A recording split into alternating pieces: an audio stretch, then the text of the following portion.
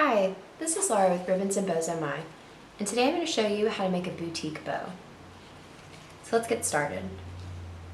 You're going to need 30 inches of 1.5 inch grosgrain ribbon, a couple of alligator pins, some 3/8 inch matching grosgrain for your knot, a couple of straight pins, needle and thread, and then of course glue gun, scissors, and a lighter. So go ahead and cut your ribbon and send your ends to make sure that they don't fray. And we're going to take the two ends and match them, and then going about 2 inches down from the tip, we're just going to fold. Now the purpose of these folds, we're going to make 2 more sets. Doesn't really have to do with the construction of the ribbon, it's helping us figure out how to space all of our loops when we go to start folding. Alright, so there's my top crease.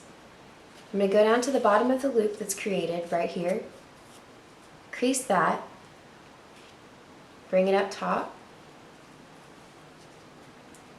and then go to this second loop that's created, make a crease there,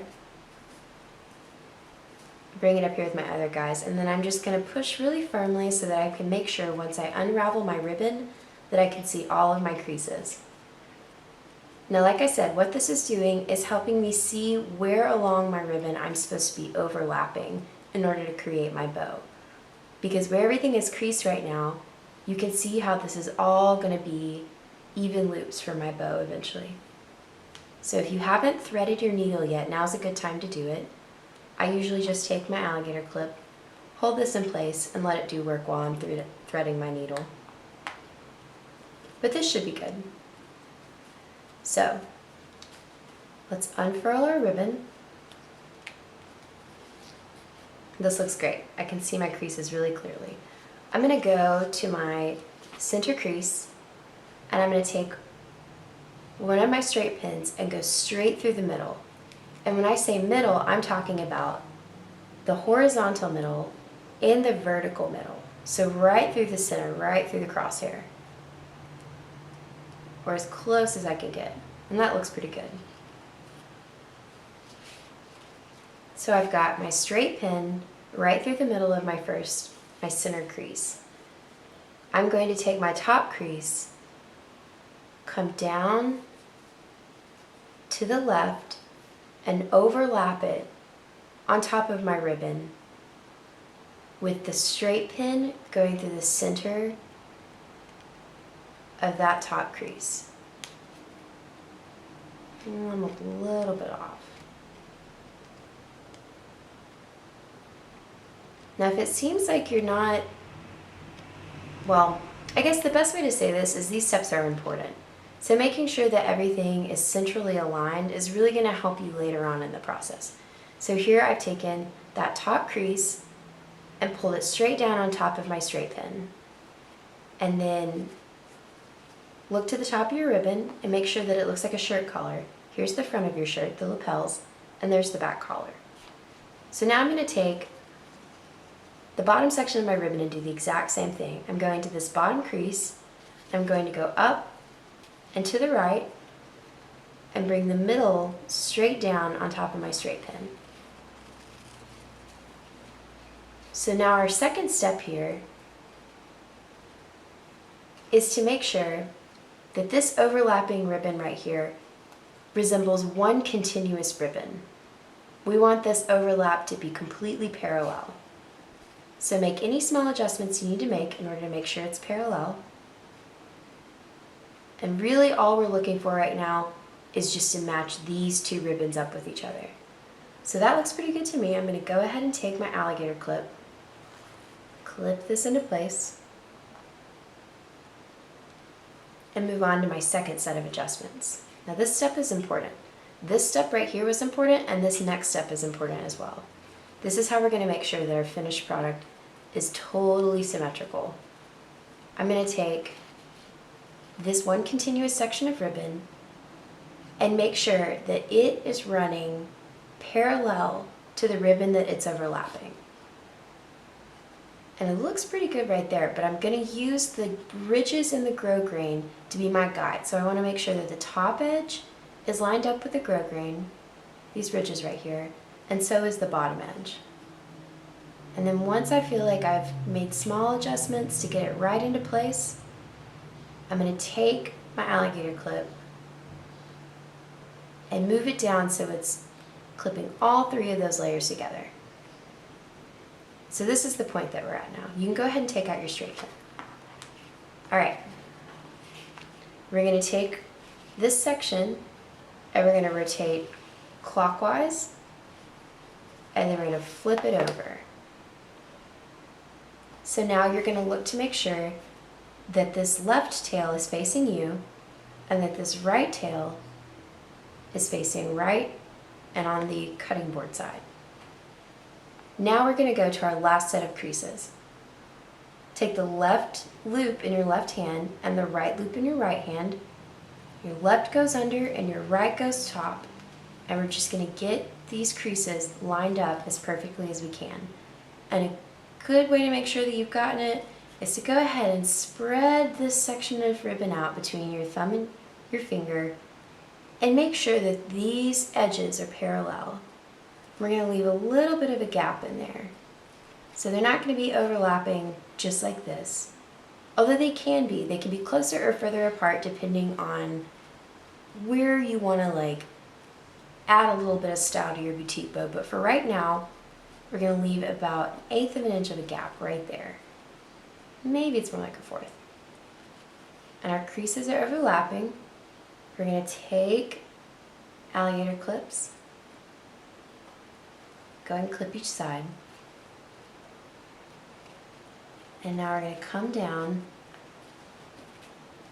and make our next set of adjustments. So,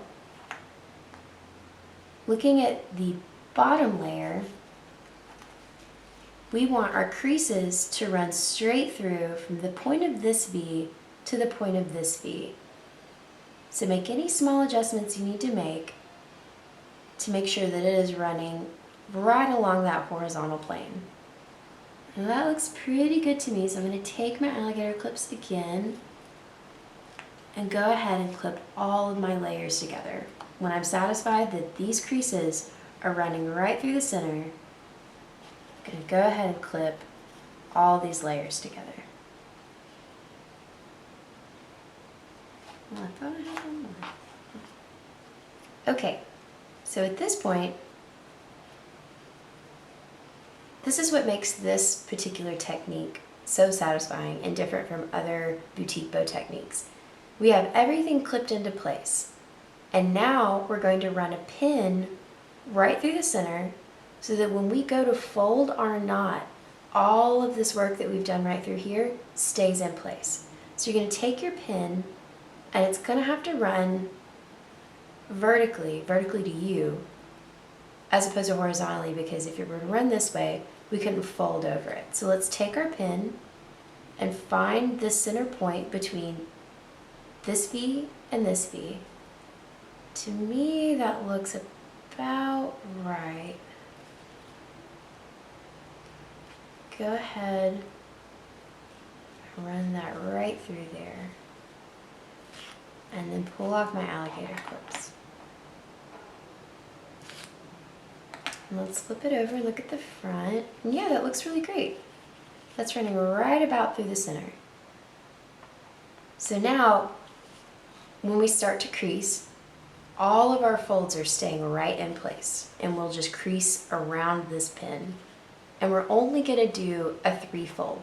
So we're going to take our pin, send it back, and then take one edge,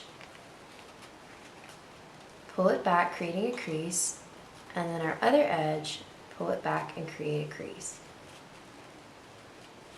Now what's important about this step, what we're about to do right here, is that we need to make sure that our needle is going through the center of our bow. Because once you get the needle through, you can't pull and adjust your loops to even them out. This is going to be, you've gone ahead and anchored your bow. So this looks about right to me. I'm going to take my needle and thread, push down and pull, and then without removing my pin, I'm going to go ahead and start wrapping the knot. Now what's great about this is that if you had gotten to this point and weren't ready to put the needle through the center, maybe things didn't look right to you, you could have unfolded your bow at any point and your needle would have still been right in there holding the overlap of your loops together. So this looks really good. The back looks good. I've got a pretty prominent ridge right here, and I've got my top and bottom edge folding back towards the center of the bow. And I'm going to go ahead and knot it off. So grabbing just thread and not ribbon, gonna make 1 and then 2 knots and knot off my bow. And now I can remove my pin. Okay, and that looks really cute. That's fantastic. So when I first started making boutique bows, I really thought that the more creases I had in the center, the more dynamic my bow would be. And I think maybe my style will change over time, but to be totally honest, that 3 crease, the 1 in the back and the 2 on either side of the center, that's what gives my bow and my little loops so much air. That's why they're so fluffy and look so good. That looks really cute. Okay. So now we're going to glue our center down to our bow.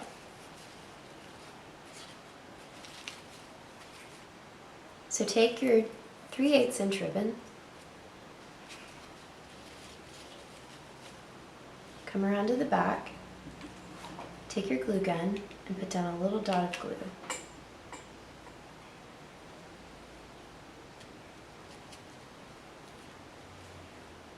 And then I'm just going to guess, only going to need about this much. Alright,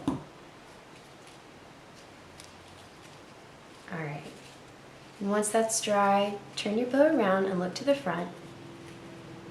And then if you're like me, go ahead and tuck in any loose threads or trim. And then wrap your knot around. And I like to leave mine just a little bit loose. So I'm going to look at the front, place my finger down on top here to make sure that the tightness that I like is what I'm going to be gluing in place. And then with my needle nose glue gun, I'm going to reach back here, put a little dot of glue at the back, and secure this.